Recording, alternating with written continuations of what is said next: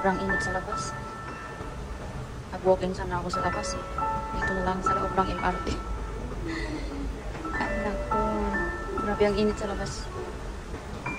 Buti pa rito aircon.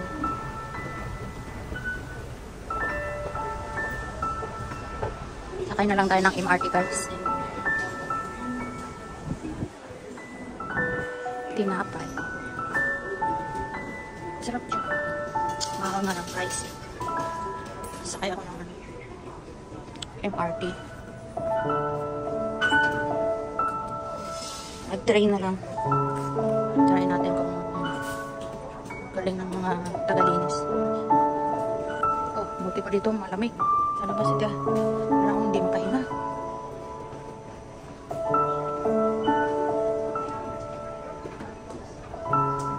May pulis.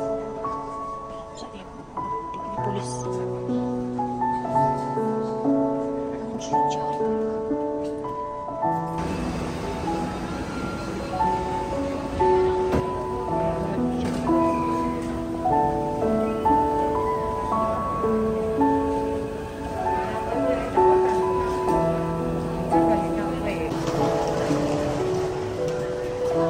Hindi ko alam kung saan nakapupunta. Kahit saan na lang. Mga video. Bakit ako nang sakaya?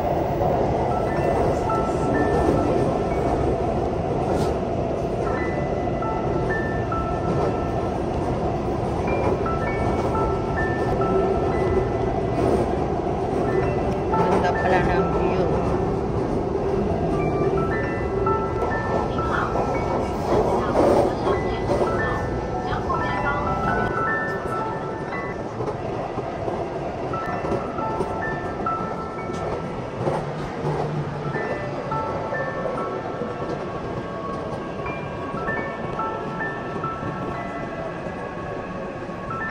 Ganda ng nature.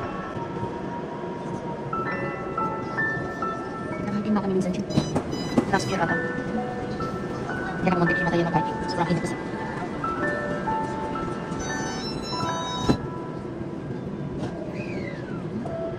Init sa labas. Grabe.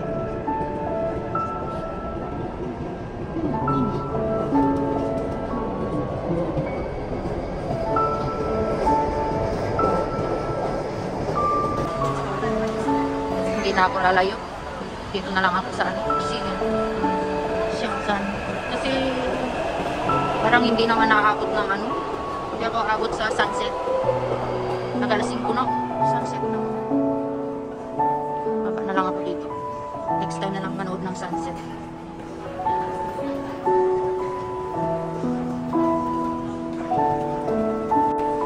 Nag-walking ako dito guys. Sa park. Walking exercise. Dito ako maglakad. Ang puno, di ba? Wala akong ma-walkingan eh. Sobrang init ngayon. Dito sa Pauline Park. Oh, dito ako maglakad guys. Walking exercise na rin. Para sa ating fatty liver.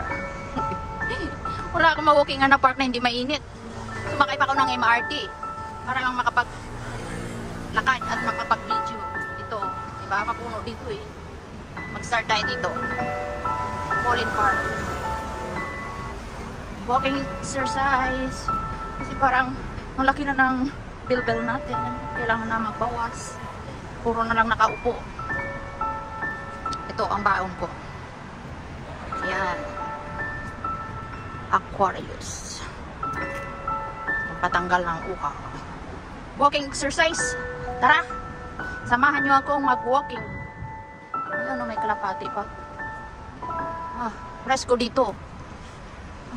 Doon sa park namin, mainit. Alas 4. Punta sana ako titingin ng sunset. Kaso lang ang layo. Pagdating ko doon, mababa ng araw. Kung na mabutan dapat umalis ako ng aga-aga. Doon na lang ako maglakad. Tahimik. Walang masyadong nakatambay. Pauline Park. Yung flower na yan. Ganda.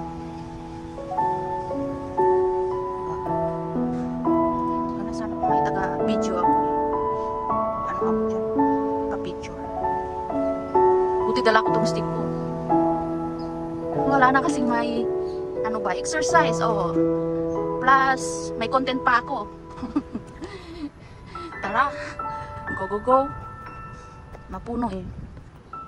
Wala akong mahilang kaibigan ba. Yung kaibigan ko, nag-hiking daw sila. Hindi ko kaya mag-hiking. Ayaw ng doktor ko na mag-hiking ako. Baka daw himatayin ako sa sobrang init. 36 degrees, mag-hiking ka. Diyos mio. Minsan nag-hiking ako. Saan ba ito ang alay niya? Search na ito eh. Dito pala. Minsan nag-hiking ako, di ba? Parang ano ako. Hindi ako sumama kasi sa tour. Kung may tour lang. Kung sumama ako, ang dami kong video sana. Okay. Hindi ako sumama sa tour. Kasi hiking. Oh, makupa oh. Makupa. Ano naman, ang daming nahuhulog. Makupa siya. Ano bunga? Makupa. Nandiyan, makupa. Nahuhulog lang sa lupa. Bunga sa taas. Doon sana ako mag-hiking sa kabila kaso ang init. Alam mo, di ba? Pababa pa lang ang araw. Palubog pa lang siya. Pupunta pa ako ng... Dito pala makikita naman yung sunset. Ayun. Tahimik itong park na to. Alam mo, ang araw. Palubog pa lang. Diba? Ayun, ang araw. Palubog na siya.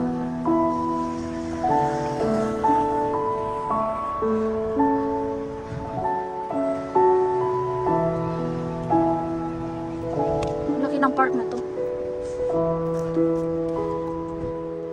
May naririnig akong ano. Farms, ano ba ito? Oo naman, muntik na bumagsak ko. Nakahilay. Nakahilay na siya. Ano ba yung nakahilay sa tabi? Tabingi. Hilay. Hindi ko na alam yung hirap kasi. Ilongga ka, sunod Tagalog. Sunod Taiwan, ano yun? Changgoi, Taiwanese. Kung minsan, yung lumalabas sa bibig ko, nagkahalo siya. Kaya yung, alam mo ba yung, mahalo na yung iniisip mo yung lumalabas sa dila mo, ano na, bulol na. Kasi, di mo alam kung anong sasabihin mo. Kung magtagalog ka, or mag-ilongga ka, or mag-changgoi ka. Kung minsan, doon sa trabaho namin, di ba, ang daming OFW. Tinatanong nila ako, kasi hindi naintindihan ng mga bagong OFW yung Changgoi, di ba? Sunod, pinapatranslate nila sa akin. Ngayon, siyempre hindi naman ako Tagalog. Ngayon,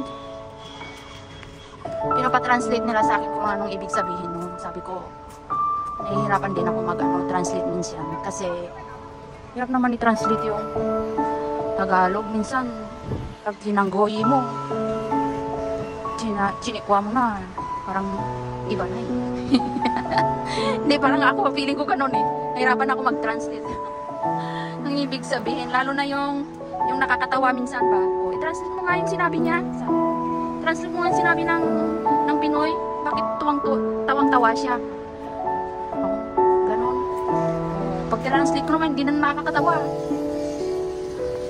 Nakakatawa siya pag tinagalog kasi.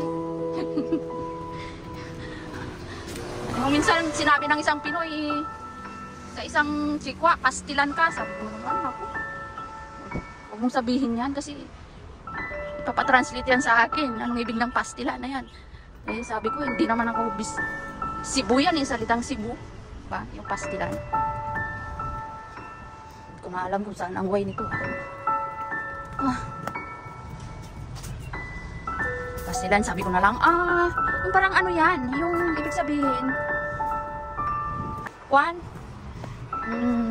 kawyaw, yung maraming sinasabi, gana sabi ko na, parang hindi lang magalit. Siyempre yung pastilan, parang ano yun eh, parang iba na yung ibig sabihin nun, di ba? Ano ba yung ibig sabihin sa Bisaya ng pastilan, yung parang, may meaning yun eh, pastilan ka, sabi ko. Di ba? Parang yung, naiinis siya, di ba? Pastilan. Eh, hindi ko naman maintindihan ma-translate yan ng pastilan kasi hindi naman ako Bisaya, Ilongga ako. Sabi nga ng isang Pinoy dati, nagalit eh. Pinapa-translate sa akin. Hindi ko kaya. Dito ako sa taas. Kaya pala, makiat dito. Ayun. Ayan mo, ang init. Ayan siya. Ang view dito sa taas pala. Ganda siguro paggabi. Sandali lang ako dito. Kasi parang na yung araw eh. Ibigwan lang natin ang view. Ayun ang view. Sa taas.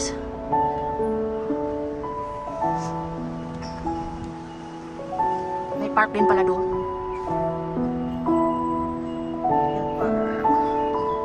Kunti lang ang tao kasi sobrang init. Promise. Sobrang init dito. Diba? Hiningal na ako. Ang bilis ko hingalangalin.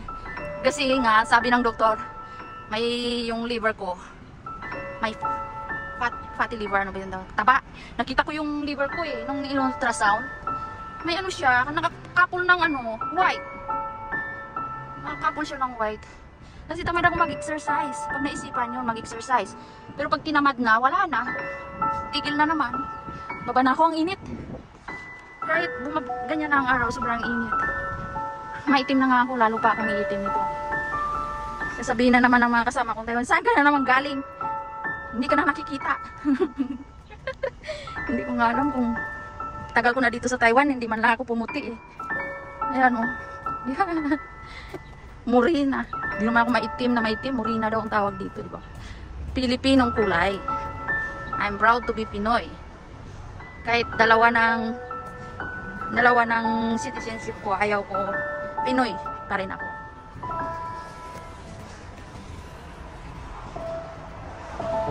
Pag hindi na ako nagtrabaho, uwi ako Pinas.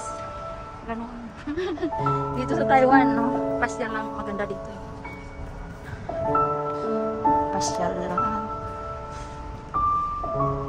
Lipat kaya ako sa kabila. Yung sa kabila, maganda. Ato ang hagdan. Ganda ng papagawa nila. Ayun. Paano ako? 15 minutes ng lakad. Hiningal na si Tabachoy. Ilipat ako doon sa kabila.